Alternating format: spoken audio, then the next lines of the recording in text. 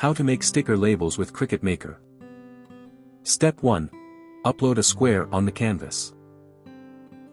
Step 2. Turn the square color to white. Step 3. Click on text. Step 4. Enter the text. Step 5. Fit the text into the square. Step 6. Design the text. Step 7. Add more design to the square. Step 8. Select the whole design and click on Flatten. Step 9. Click on Make It.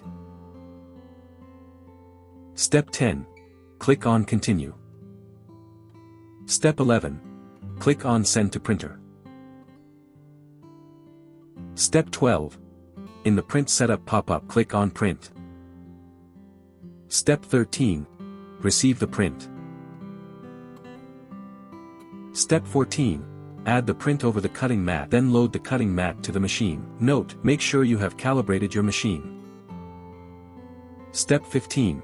Select the material. Step 16. Cut the design. Step 17. After cutting, remove the stickers from the backing sheet. Step 18.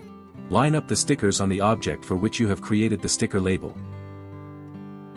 For more such help and information, visit us at www.mannymaker.com or call us at +1 786 866 5932 +44 020 3983 0480.